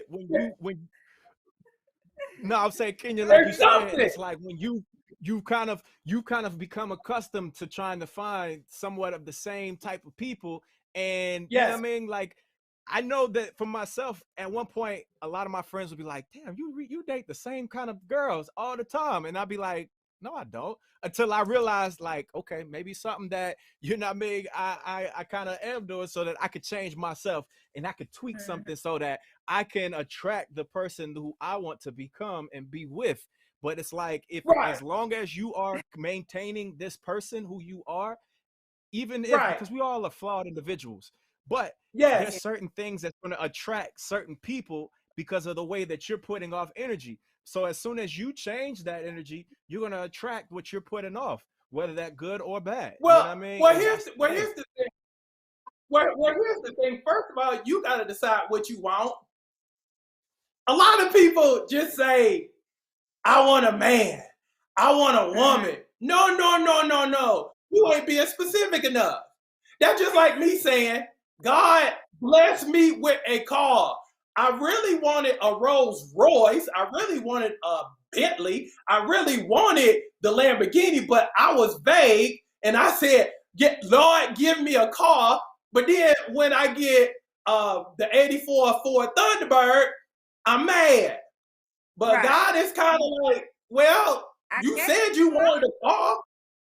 I gave you a car. God is specific. We got to get out of here. Yes. You are hilarious. Definitely appreciate your delivery and bringing that high energy this morning. Facebook is on fire. They over there cracking up, talking about not killed 1. You didn't say she killed 1. Don't do that. That's hilarious. Bad Kenya. Bad Kenya. Bad Kenya. Look, I'm gonna send myself to my room. Hey man, if your workouts is this funny, my abs are gonna come in anyways. If I'm laughing like this and we not even working out, I know I'm gonna be Michael B. Jordan better than by the summertime. You feel me? Like that's what I need to work out. I'll have your abs all the way up to your throat, brother. Okay. So before you get out of here, Kenya, give us some practical steps about working out during COVID, some workouts that we could do at home. We are in desperate need. 19 days till spring. We need to debut this little summer body that we prepare You know for. what? You know what? Come hang out with me. Let me give you a move of the day. Come hang out with me. Look, everybody who's watching, let me give you a move of the day. Come on, Now, Kenya. Yes. I'm going to give you a couple different things that you can do. Now, you can hold your knees here, okay? And what you're going to do, look, for the people who are watching, give me 3 sets of 15, okay? So all you're going to do is hold your knees just like this, and then you're going to hit the small of your back like this, boom, and then break it back up. So it's 1, touch, 2, touch, 3, boom, 4, 5, 6, 7. And if you really want to mess yourself up, once you get to 10, hold it for 5, 4, 3, 2, 1 count, boom, and then bring it home with 5 more, boom, and then you're good to go. Good people who are watching this, give me 3 sets of 15. Once you've done it, you can email me at kenyacrooks@gmail.com to let me know that you've been Kenyified. Listen, Nice. 3 sets of 50, you gotta break them in, Kenya. That's a No, I said 3 sets of 15. That's my country, Seneca, South Carolina verbiage. I'm like, 50, you just gonna hit him in the head. No, I ain't. Look, I ain't trying to send people to Grady. I'm just saying, right. So I got that. Hey, Kenya. That's easy, no problem. Go ahead, customer. Yeah. So Kenya, you're in Atlanta? Yeah, I'm in Douglasville, actually. Yes, I am. No, nice. So where you working out at? Like, where can the people in Atlanta come and support you and get their train on? Okay, cool. I do everything online for the most part, but I have a group here in Douglasville, and we get together Monday, Tuesdays, and Thursdays. So if you're trying to lose 25 pounds in the next 30 days, you're trying to lose 40 in the next 2 months, if you're trying to lose 60 in the next 3, if you're trying to get rid of your pooch, your fupa, your love handles, because I'm the thriller known as the King Pooch Killer, make sure you holler at your boy. I'm on IG at The Kenya Crooks, so make sure you hit me up. And I look forward to helping everybody who's watching. Kenya, let's do it. Yeah. Do some stuff on too. I need all of that. Let's do. Well, you know, I got you. So hit me up. It would be my pleasure. Absolutely. Nice. Well, thank you so much. Y'all, he does online training. Hit him up. The Kenya Crooks on IG. Make sure y'all follow him. Make sure y'all follow on the movement. When y'all do y'all 3 sets of 15, make sure you chime in, DM them, let them know that I did them. I'm doing mine today because I am going to be Kenya-fied. Okay. I'm trying to tell you. Look, the tagline is small waist, big behind. Get yourself Kenya-fied. Let's get it. I love it, man. I love it. I love it, bro. Keep going, man. Yes, I appreciate y'all. Y'all have a great Monday. We appreciate All right, you do too. the same, Thank brother. you so much. Thank you, and God bless you. See y'all. God bless. Y'all ain't even knowing because she about to be real Kenya-fied. Don't do that. I'm just saying she about to be real Kenya-fied. Them 3 sets is something serious. He had the little 5-second hold in between. Okay, yeah. I'm ready. I'm ready. I can do those. So I do Pilates. So that to me is like a Pilates move. And so it's not that difficult for me. I'm gonna do them and then I'm gonna hit them up and say, okay, I did it. What's the next move? What's the next step? What do I have to do? So we trying to. I'm gonna check out his online stuff because yeah, exactly. Yeah, we champagne in one hand. You know, that's what the nieces shirt open. You know what I mean? That's what the nieces say. The nieces say we going on a yacht. I said, well, I'm going on a yacht too. We need to be yacht ready. Gotta be. So, Gotta be. we got the first King James up, y'all. Y'all know it's Monday. Y'all know it's the sports report. The first King James is coming to the virtual stage. Let's go, King James. How was the weekend? Welcome, King. Come on. What was the sports report going on? What happened over the weekend? What we doing with this NBA All-Star game? What's your advice? We coming through? Come on. So I can't wait to hear. But yeah, Kenya was great. I'm about to be Kenya-fied. Y'all not even knowing. Y'all don't even know. Yeah, Pat. He came through with the energy this morning. Hilarious. He came through with we that got Terry. energy. What's good? How? King James in the building. The first King James in the building. You feel me? What's that? Don't play with him. Okay. Let's go. Because he over there looking good. I see the little bookcase in the back. Go ahead, give us a sports report. Yes, a new look for coming into normal dysfunction. But today's report. Hey, good morning. All right, today's report. Custom first, Terry. Hold on. So Terry, first King James, meet custom, meet the first King James. First King James gives us a lot of great news. Today, he's giving us the sports report. On Thursday, he gives us the intellectual, social reality reports and all of that good stuff as well. So let's get into this sports report. Good to meet you, my brother. What's happening? Yeah, so today, yesterday, over the weekend, what happened was Tiger Woods was really moved a little bit at Cedars-Sinai Hospital in Beverly Hills. He moved there from the Harvard UCA Center, went surgery after his accident about a week. So he was moved by the dozens of golfers who wore red on Sunday, basically, which is, just paying homage to an icon and already a living legend who nearly died in an accident and had to undergo most surgeries and had a rod inserted into his fibula as well as a screw and bolts basically inserted into his mangled ankle and feet to put him back together. So they're saying that it was basically just dangling by the time they got to him. So he was moved by everybody who paid homage to him and basically gave him respect and his due as being one of the greatest golfers of all time. He's more beloved than ever because personal have humbled tremendously.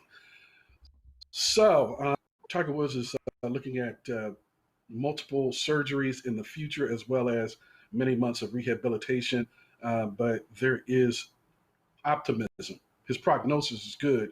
There's optimism that he will be able to return to golf in 2022.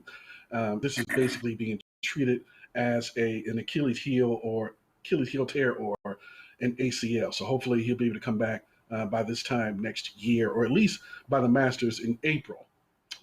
Other things in the news, we have Mr. Wait a minute, I wanted to touch on that. That was the first time that I heard that his foot was dangling. You said it was his foot that was dangling? Same. That's, yeah. Well, basically it was just mangled, like it was ripped apart, according to TMZ and CNN.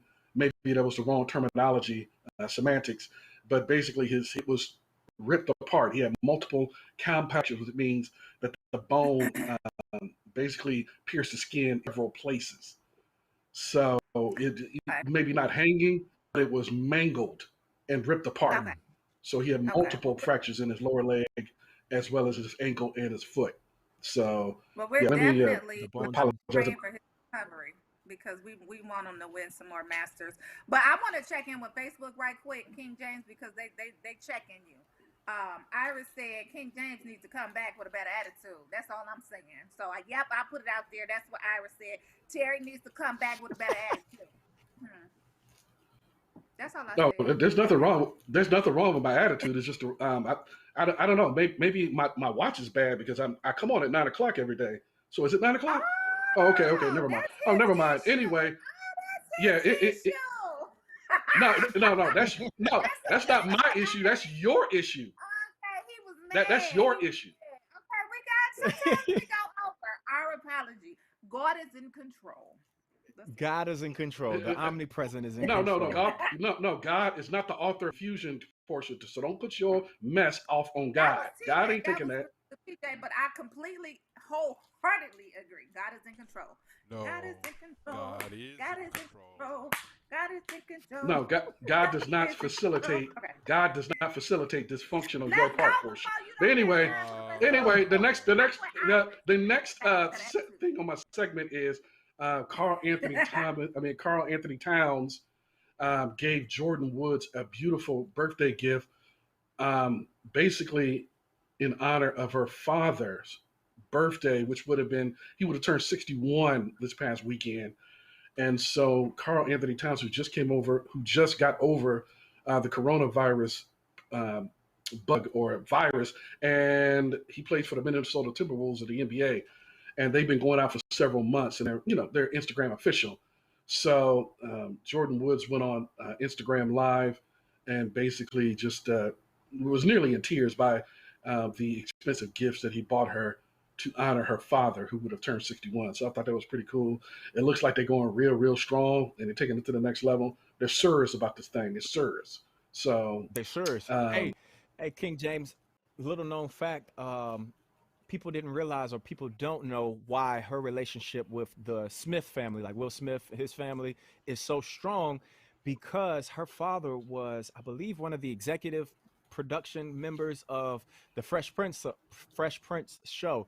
So when he passed away, the Smith family and Will and Jada kind of adopted, in a sense, godfather, godmother, godparented Jordan Woods and her family because of their with her father. So that's who, whose birthday it was. So I found that pretty, pretty cool. Well, yeah, basically, the Smiths have known Jordan since she was in diapers, and so basically, so that's the reason why they came to her defense and gave her a platform to talk about her scandal with Tristan Thompson, who used to be the boyfriend of Khloe Kardashian and the rest of that useless family. But the thing was is that, this is the reason why she got that platform. And basically, right after appearing on Red Table Talk, her popularity skyrocketed internationally. So so that ties to the Smith family. Go way back to the early '90s when she was, practically just born. She was just an infant. So they've known her all her life. So yes, you are correct for pointing that out. On to the next. Oh, go ahead. No, I was just saying she was a beautiful girl. We want to make sure you get all of your sports report in, so let's go to LeBron. Okay, so yeah, I'll be able to get it in if you will interrupting me. So on to LeBron James is there are people who keep telling him to shut up and dribble. Okay, there are fellow athletes, fellow stars of different sports. This one being, and I can't say his name correctly, is Zlatan Ibrahimovic. He wants LeBron James to stay in his lane when it comes to politics. He's saying that while he's admiring what he does, he should stick to what he is good at and leave politics to the politicians.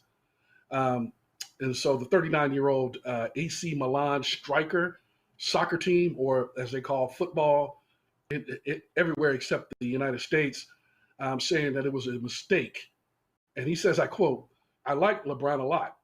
He is a phenomenal at what he's doing, but I don't like it when people have some kind of status. They go and do politics at the same time what they're doing on the field. Do what you're good at." And so I guess he doesn't understand, or he hasn't been paying attention. So LeBron is actually pretty good. Sometimes he speaks a little bit too much, but that's just my opinion. But LeBron has actually gotten pretty good at becoming a spokesperson and a voice for this. He's been doing this for the last decade, which goes all the way back to Trayvon Martin in 2012, when he and his Miami Heat teammates donned hoodie in support of Trayvon Martin, who was murdered execution style by George Zimmerman in suburban Orlando. I think it was Sanford, Florida, back in 2012. So he's been doing this for a long time. And he also wore "I Can't Breathe" for Eric Garner, who was murdered by Daniel, and I forget his last name, but he was NYPD officer in the Staten Island borough of New York City. So he ain't new to the game. He's true to this. So he's been speaking out, has given a platform to other people who otherwise wouldn't be heard. So it's, other people are just gonna have to be mad because things went on. I'm not gonna platform. I'm using it. Yeah, I think. Agreed. D Shields is on Facebook. She said he could talk politics anytime he wants. Listen, leave people alone. Stop trying to get your little 2, 3, 5 minutes in the spotlight.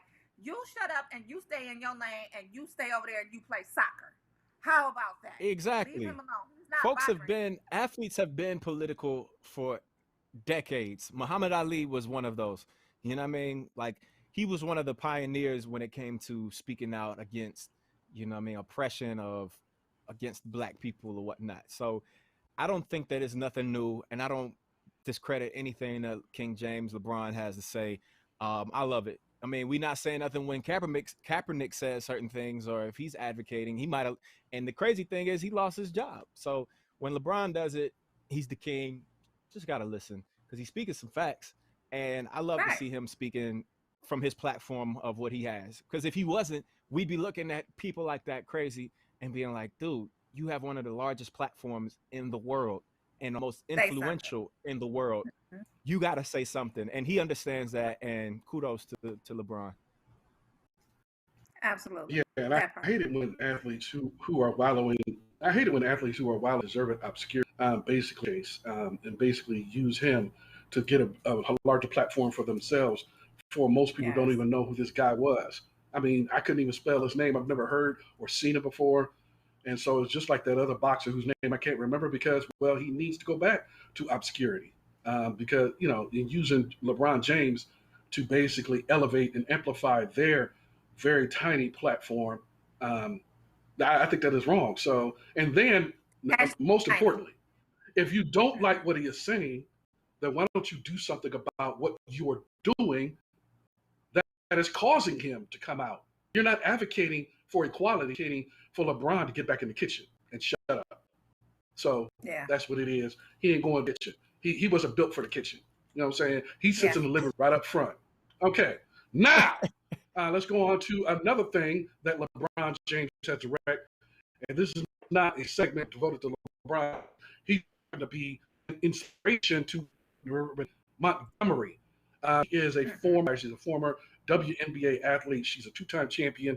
And she, along with 2 other people, silent partners, have bought the Atlanta Dream WNBA team from former Georgia Senator Kelly Loeffler. And we remember her for being that robotic woman who basically inherited a lot of money, married into money, and basically bought the Atlanta Dream. And then she had a problem, Kelly Loeffler did, with the players, taking part, speaking up on behalf of the Black Lives Matter movement last summer. And she said that, they had a problem with it. She took umbrage at it. And the players basically, and this is funny, you own a team, but the players who play for you are basically wearing T-shirts for Reverend Warnock. Now that's funny. Raphael Warnock, right? And so she lost. Being a loser. Go ahead. Yeah, she was a loser. A loser, exactly. She is lost. a loser. You know what I mean?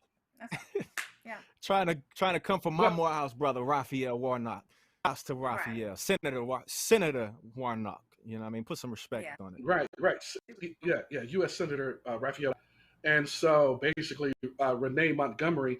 And what happened is that a couple of months ago, LeBron James sent out a tweet and said, I'm thinking about buying the Atlanta team. Who's in? And Renee contacted LeBron James and said, serious, I want to get in. And so LeBron contacted with different people that is in his orbit, in his sphere. And so, basically, he made the connections to help Renee Montgomery get in contact with the very people who were interested in buying the WNBA basketball team. And that's what happened. So LeBron James was directly involved, and she basically gave props to LeBron. And so hopefully this will go ahead and usher in a new era of, I guess I should say, accelerate the process by which blacks begin to own teams in different sports. We all know that Russell Wilson and his wife Sierra own a soccer team. There's another black player that come to mind. It just hit me in the head that they own a team. We know that Usher had partnership of the Cleveland Cavaliers and Jay-Z had part ownership of the Brooklyn Nets. So hopefully this will help to accelerate the process of black ownership in the various sports by which they dominate and have very little influence on the coaching and level. So shout out to both Renee Montgomery, LeBron James, and the rest of the people who bought the team. Any thoughts? I'm here for it. Yay, go team, cooperative economics. That's what I'm talking about. And that was eloquent as hell. For sure. So on to the next segment. Go ahead, my bad. I was just saying I'm here for the black ownership. You know what I mean? Like you said so eloquently, we need to own something that we dominate. You know what I mean? Not just are able to occupy and get a check for the sweat equity. We got to have real equity. You know what I mean? So I'm all for it. Hashtag equity. And they do that. Yeah, they use that sophisticated rhetoric talking about, sports is a meritocracy and only the best to get on the field. Well, that's the talent. That's not the people who control who plays and who gets on the team. And so black people are demanding, especially since they make up about 70% of the NFL, 85% of the NBA, to have, to have more say and to have more positions of power and influence in the NBA. So shout out to Renee Montgomery for making that move. She retired just so that she could have won it for another championship, but she retired in order to become an owner because that's always been her dream. And so we want more people to fulfill their dreams. Shout out to Renee. You know what I'm saying? My last segment is that Bryant snatched the wig of even Rachel Wood and Abigail Disney. She dragged them both because both of them, in the days after her husband unfortunately passed from a helicopter crash in suburban Los Angeles on January 26, 2020, preceding the coronavirus pandemic. These two, even Rachel Ray and Abigail Disney, called Kobe a rapist. And so she just got wind of it a year later. And so she went to Instagram and she snatched and peeled both of their wigs, saying that they don't know what the hell they're talking about. They don't know all the facts, and that you can't call somebody who was not convicted of a particular crime. So if you are charged or indicted, but then you are vindicated and integrated, it is impossible legally to call someone something who is exonerated of the crime that they were charged with. And she told them that they don't know all the facts to the case. So it was basically a case in, Kobe Bryant admitted it. God rest his soul. He admitted that he engaged in infidelity. He was not faithful to his wife. That is not a crime legally. So you can call him a cheat, call him a rapist because he was not convicted of that crime. And so Vanessa Bryant had to basically snatch some wigs, and I'm all here for it because you are not going to impugn and besmirch the reputation of a legend for something that he did not do allegedly and was not convicted of. Absolutely. I hate the fact that society, and more specifically negative-minded people of the society, try to integrate people's legacy, especially after they've passed, or even just people that are black icons, our black superheroes. I hate that, and I think that's shameful for somebody to bring up something like that was just strictly an allegation that was never proven to be true, and you're trying to make us remember somebody who was way far larger as a person in our community than putting this nefarious stuff out here. You know what I mean? So I'm glad that Vanessa Bryant was able to sound off on them and set them straight and say, hey, you're not going to tarnish my husband's legacy and try to, change the way that we remember him as Kobe, the Black Mamba, one of the greats, and period. Absolutely. And I'm saying, even though it was a year late, she basically, got on him for engaging in vituperation in the days following that horrific crash. Took away both her husband and her daughter. And so she's never going to get over that, or the entire family for the rest of her life. And so what it was is that these two actresses were What are their disturbed names, by Terry? the. What are their names? Okay, their again? names. Well, I said it 3 times, but I'll go ahead and say it for you, Portia, since you basically specialize in remedial training. Their name. So wrong. That No, no, no. Go ahead, because we didn't hear you clearly because your connection was choppy. But go ahead. No, Sound no, off. no, Portia, Portia, don't come for me unless I send for you, okay? And I have not sent for you, so I need you to go back to the kitchen. Now, the names are Even Rachel Wood and Abigail Disney.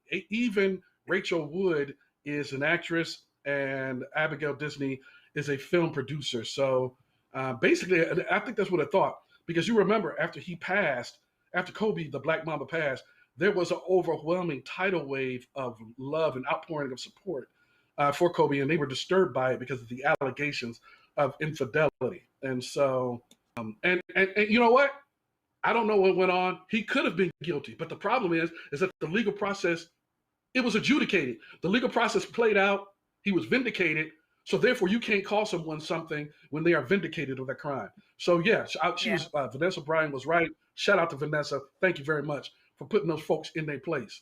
And they can get back in the kitchen and help wash dishes with Portia. Now, on to, I believe it's getting close to, it's close to the time for the positive thoughts. You don't know how to be positive. Exactly. It's positive thoughts. I'm going to kick it off because you don't know how to be positive. Y'all, Kenya, he completely motivated and inspired me this morning. He brought the energy. He brought the vibes. I can't remember what his shirt said, Custom. What did his shirt say? He can't do this for Push you. past yourself. Press past yourself. That's what it said. Press past yourself. My positive thought of the day is inspired by Kenya. I am definitely going to be Kenya-fied. We got 19 days left until spring. But his shirt basically said, press past yourself. So get out of your own way. Push past whatever it is that is blocking you from moving to that next step and just go for it. Just do it. Just take the next step. So I'm pressing past myself. I'm going to get out of my own way. I'm contacting Kenya. I am definitely going to be Kenya-fied, okay? I got 19 days to do it, and y'all going to see the transformation. Positive thoughts. Push past yourself. Amen. Something that Terry doesn't know how to do. But I am going to pass the ball to Terry so he can give us a positive thought, Terry. The positivity, Terry. Go ahead. Okay. Speaking of pushing past yourself, I think that, it says the first King James. You called me Terry again, so I think you need to get yourself together. So basically, you need to push past your own faults and failings, Portia. And so that's what I want to make clear is that my positive thought of today is that, like Portia, some people have a lot of faults. So what you need to do is push past it. And just go ahead and still go to your dreams, because there are a lot of people, whether it's in the Bible, in history, who had a lot of faults and were able to push past that to accomplish their dreams. So just because you feel like you are not smart enough in this area, or good enough in this area, or pretty enough, or smart enough, you can still accomplish your dreams. Whatever God puts in your soul, go after it with uninhibited. Go after it with gumption and intestinal fortitude. Absolutely.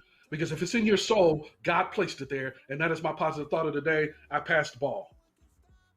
All right, man. Custom, let's go. I hear you, Terry. So, yeah, man. Again, it's your boy Custom. I am Custom on all social platforms. But my positive thought for the day is going to go on and echo everything that Terry and Portia both said. You got to leap and let the net appear. You got to step out on faith. So, okay, yes, okay. What Terry said as well. But you got to leap and let the net appear. You know what I mean? You got to go out here and you got to just know that it's going to happen and God's going to make a way. You feel me? So with that being said, press past yourself. And once you pass yourself, leap and let the net appear and you're going to fall into greatness. Be great. Enjoy y'all's Monday. We're going to be back tomorrow. AM wake up call rolling out. Let's go. Let's go. Be positive, Terry. All day today. Okay. I am positive. I told people to push. I use you as an example of a person who needs to push past their faults. You know what I'm saying? Y'all funny. We coming back tomorrow morning. See y'all. Yeah. All right. I'll be back on Thursday, y'all. and yes, and I'll be back on Thursday. So please, audience, try to put up a portion for the next couple of days. I'll be back. I'll save the day. I'll handle mine. You know what I'm saying? Peace.